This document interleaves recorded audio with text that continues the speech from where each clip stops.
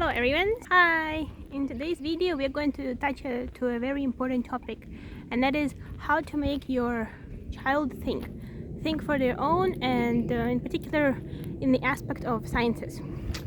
So let's continue. You understand that being able to think on your own is very important, but then you ask yourself, how do I teach my child to do this? Especially if you like to also let him learn math or science or some STEM subject. STEM subjects are in demand, etc. So I will give you some tips on that. So the first tip is often for them some math problems to solve, or physics problems or other science problems.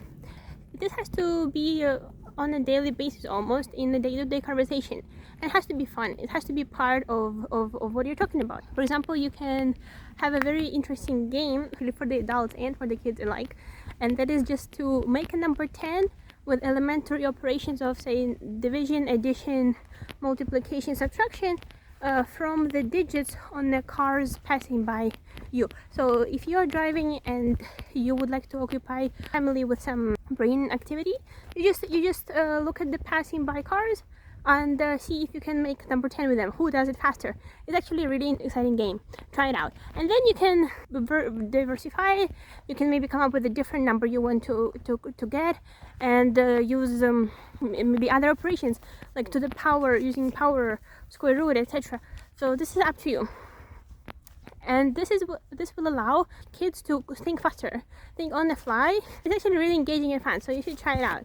But then also you should give some problems that are not so obvious to solve.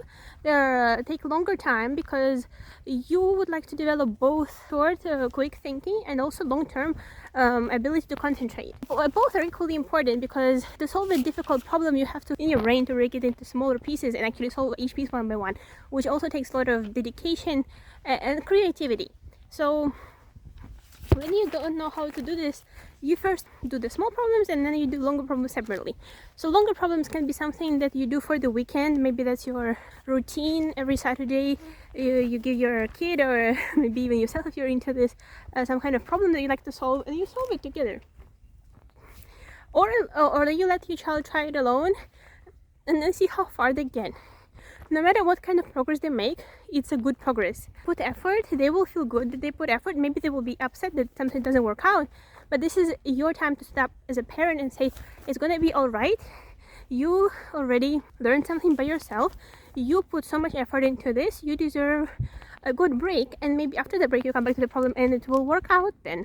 Because when you take a break from the problem, your brain works in by yourself. Even if you take a nap or anything next day, you may be able to surprise and actually solve the problem. So I would not suggest that you give the immediate solution to them, or give any quick hints. Depending on your child, you may or may not want to do this, but the best idea is to actually let them experience the whole process by themselves and solve the problem by themselves. Obviously, if they don't, so next day they come back, they're still struggling with it, it can actually do more harm than good. So yes, sure, give quick hints, give some ideas, give a solution. Let the child think it by himself. And again, if in the end nothing works out, then sure, you tell them that's how to solve it, but then you still praise him for the effort, so he values himself, he's happy for what he's done, and he likes the process. That's very good. So next tip is obviously ask your kid what he likes. You cannot always decide what he likes for himself or she. So ask what kind of subjects he's interested in, which subjects he likes more, math or physics or science, etc. And then based on that, if the problem, maybe send your kid to some interest club. For example, in Western world there are things they call math circles, and these are just clubs organized near the universities where graduate students, possibly professors, teach high school kids about mathematics, in this case mathematics, and higher advanced mathematics, something they will not see at school. So this is really interesting for kids who are really into this topic, and this lets them find other peers with the same interests. They would like to go there and they will learn more and they will have more questions to explore. And having questions to explore is actually such an important trait in your life, because it makes your life interesting, it makes you think more. It is to be curious in order to live a fulfilling life. Yeah, but if you are not so much into those math circles, because actually some of them require some preparation ahead of time, which is consisting of those problem solving sessions at home at first. but they're usually for the older kid. So for the younger ones, you may want to find a private tutor, possibly see if your school has option of math circles in the school just for the kids who like math, or robotics, or physics, or science, or any other subject like this. So definitely explore this. Kids will just thank you very much. And then always, not even science related but day-to-day life related, ask what follows from this. So for example, you enter the store and you notice an empty shelf in the store. Maybe if your kid is really young, you can ask him, what happened, why the shelves are empty? Don't tell him that's, oh, because the supplies ran out, or maybe this product is very popular. Let him guess what things led to this, so he knows logical connections in this world. The world is full of logical connections. It has them everywhere. It has reasons and consequences. I wish always reasons were good, but I mean, you can speculate about this topic as well. Does the good always win over evil, for example? Other thought-provoking questions. Just think about them yourself and ask your kid about them too. You went to gas stations and then the prices went up, say, and then you ask, why did the prices go up? You may hear some very funny explanations, but it will make your kid think. And this is what's important. Maybe for the older child, you can talk about politics and other issues that are in the news all the time, but also will make them ask more questions later. So basically, any activity that requires you to ask you more questions later, that's good. This allows you to think, develop your thinking. Interest and curiosity is all about curiosity. So once the person is curious, they will be interested in many things, and then is the point to figure out which one is the right one to continue your path on. Then, well, try to choose a good school for your child. Obviously, this may be not all possible for all parents, and many parents may want to choose a good school. So try the best of your abilities. Just know that what you choose for your child will influence how they think of studying and sciences and thinking in general. Their social circle is important. I guess you know this, but just a point to make. Don't always push a child to do math or science or anything like this. If they don't like it, take it a break. Make it a sneaky way into the conversation. Don't spend too much time accentuating it, because in the end, your child may be into humanities more than into STEM sciences, and you cannot change that, and that's great. Your child everyone is unique in their own way. You have to treasure that. However, they do need math to graduate or to pass SAT test or anything. Always take this attitude in life that this is not the end of the world, but this is interesting. It's something new. If it's not for you, but it is out there, and so it's worth knowing, and it will improve your life in some way if you learn it. Don't become an Einstein in this area.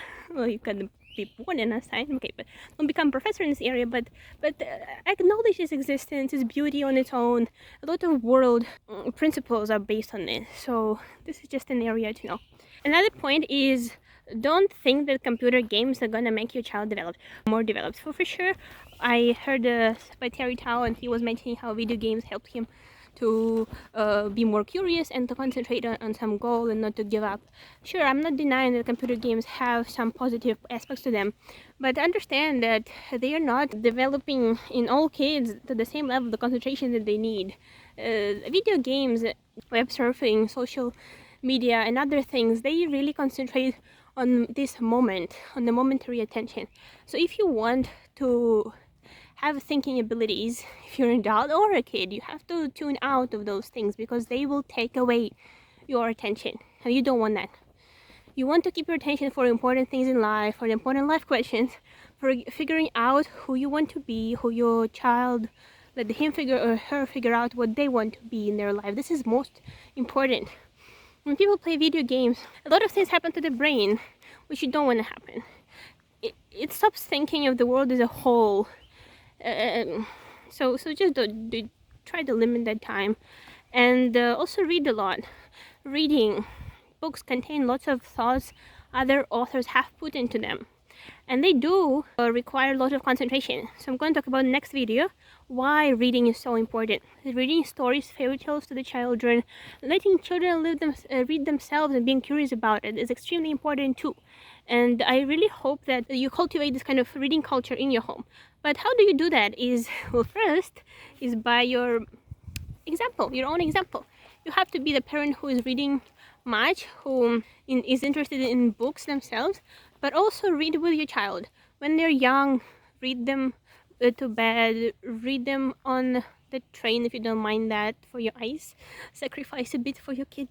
And then when they grow up, they will be interested in this. The further they grow, the more different versatile books they will read, and the smarter people they will be. You know, books contain lots of points for analysis in the future for you. Lots of things we can't come up on our own, but books contain them. Well, I'm not meaning textbooks, I do mean fiction books, philosophical books, etc. And this really starts with young age. Don't believe this myth that once they grow up, they'll become smarter, they'll start reading. Yeah, for sure. There are exceptions, and for some people that's the case. But for everyone, it is much easier to start cultivating concentration habits from the young age. Okay, so that's our mostly topic for the next video. So in next video, we're going to talk about ADHD and the main ways to prevent it. So stay tuned for that. Hope you enjoyed the walk today with me in the park with mosquitoes. And the topic is obviously interesting. Ask me any questions if you want in the comments. Tell me how you and everyone else subscribe to the channel, and tell us how you cultivate this reading or thinking culture in your family. How do your kids oppose or agree with it? Okay, so really interesting to hear those points. This is interesting to all of us, because this exactly pertaining to nowadays life, full of distractions and other things, and every day it is important. So subscribe to the channel. More videos about mathematics, learning, choosing your major, university, and all education things are coming on this channel. So stay tuned. Bye.